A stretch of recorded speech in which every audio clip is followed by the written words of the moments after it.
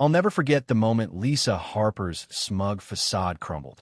It was a crisp Thursday afternoon, and two police officers stood on her pristine porch, one holding a small, blinking device. "This belong to you?" the officer asked, his voice calm but cutting. Behind Lisa, in her spotless foyer, a stack of unopened Amazon boxes sat like a guilty confession. Her jaw dropped, her sleek, blonde ponytail swaying as she stammered, "My packages? No, I don't know what you're talking about." But the evidence was undeniable, and we all knew it. Let me take you back to how this all unfolded.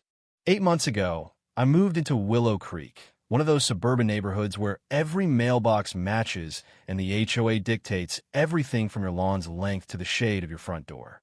Lisa Harper ruled the HOA with an iron grip, serving as president for 6 years and acting as the neighborhood's self-proclaimed guardian. At first, I didn't mind. I'm a software developer who works from home, so I keep to myself. I mow my lawn, pay my dues, and avoid trouble. But 3 months in, something weird started happening. My Amazon packages began vanishing. Not every time, but enough to make me question my sanity. I get the delivery notification, complete with a photo of the box on my porch, but when I check an hour later, poof, gone. After the 5th missing package, I called Amazon. The rep confirmed the deliveries, showing me photos of each box at my doorstep. "Porch pirates are getting bold," she sighed, offering refunds or replacements. Frustrated, I brought it up at the next HOA meeting. Lisa, perched at the head of the table with her color-coded binder and a frown that could curdle milk, shut me down. "We don't have theft in Willow Creek," she snapped, adjusting her designer glasses. "Maybe if you picked up your packages promptly, this wouldn't be an issue. Our rules state deliveries shouldn't sit out for all to see." Her smile was all teeth, no warmth. Something about her tone felt off, like she was pointing the finger at me, while everyone else's packages seemed fine. That night, I installed a discreet camera above my front door, painted a blend with the trim so it wouldn't violate HOA rules.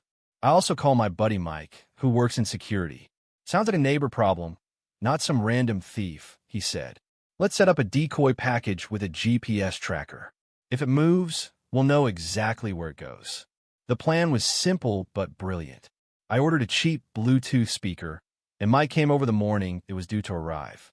He had a tiny tracker inside, sealing the box so perfectly no one would suspect a thing.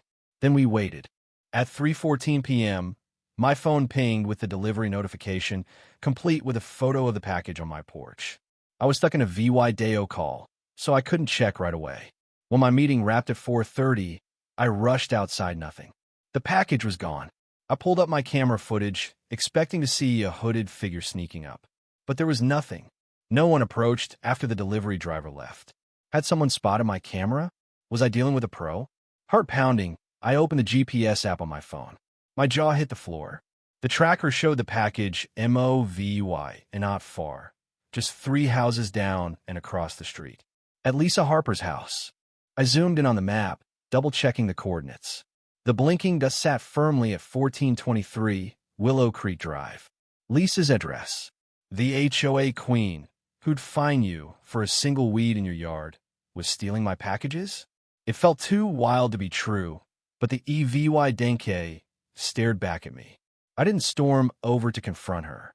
Instead, I called the police non-emergency line and laid it all out.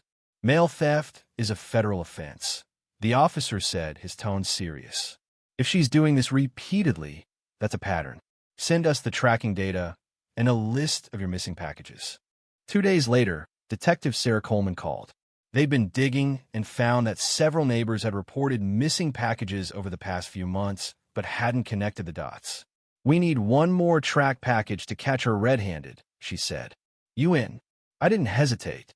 The next day, I ordered a pair of hiking boots nice enough to tempt a thief, but not so pricey I'd cry if the plan went south. The police handled the tracker this time, slipping it into the package before delivery. At 2:26 p.m., my phone pinged with the delivery notification. I texted Detective Coleman.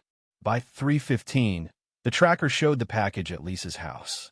From my front window, I watched 2 unmarked police cars glide into the neighborhood. The officers approached Lisa's door, one holding the tracker. When she answered, her usual air of superiority melted into confusion, then panic. She gestured wildly, stepping back as the officers entered. I wished I could have heard her excuses.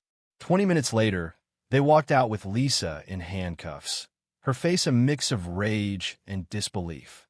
More officers arrived, carrying out at least a dozen sealed Amazon boxes, shipping labels glaring in the sunlight. Neighbors spilled onto the sidewalk, whispering as the HOA president was loaded into a police car, her perfect world unraveling. I wandered over as the officers cataloged the loot. Detective Coleman spotted me. "We found all 7 of your missing packages," she said, pointing to a stack with my name on them. "But it's bigger than that." She nodded at the pile. "We've got packages for at least 8 other residents. She wasn't just targeting you, she was robbing the whole neighborhood."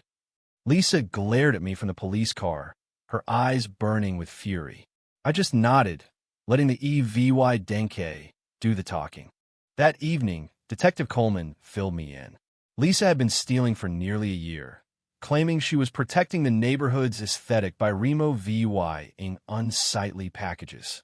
But the unopened boxes told a different story. She kept everything, from electronics to clothes, worth hundreds of dollars. The charges were heavy: federal mail theft, multiple counts of petty larceny, and, since the total value topped law 2,000, 1 count of grand theft. She faced up to 5 years in prison and fines overdue law 10,000. The next morning, the HOA board emailed everyone. Lisa was suspended, effective immediately, and they apologized to affected residents, promising to re-VYEW every violation notice she'd issued. 2 weeks later, I joined other neighbors at her arraignment. Lisa had hired a hotshot lawyer who spun a tale about her safekeeping the packages, but the judge wasn't buying it. The prosecutor showed EVY Denke she'd opened several boxes and used the iTemsa smartwatch on her wrist, a scarf in her closet. Her bail was set at law 20,000, and a trial date was scheduled. As she was led away, Lisa's eyes met mine. The arrogance that defined her was gone, replaced by raw fear. For someone who thrived on control, this was her worst nightmare. Consequences she couldn't bully her way out of. The neighborhood hasn't been the same since. Whispers still ripple through Willow Creek about how Lisa fooled us all. Some defend her, saying she just snapped under the pressure of perfection. Others, like me, see her for what she was: a thief hiding behind a clipboard and a title. But it makes you wonder, how well do you really know your neighbors? What's hiding behind their perfect lawns and polite smiles? And here's the kicker: what would you have done in my shoes? Would you have set the trap, or let it slide to keep the peace? Should Lisa get the max sentence, or does she deserve a second chance? Drop your thoughts below, hit that like button if this story got your blood pumping, and subscribe for more real-life drama. You never know what's happening next door.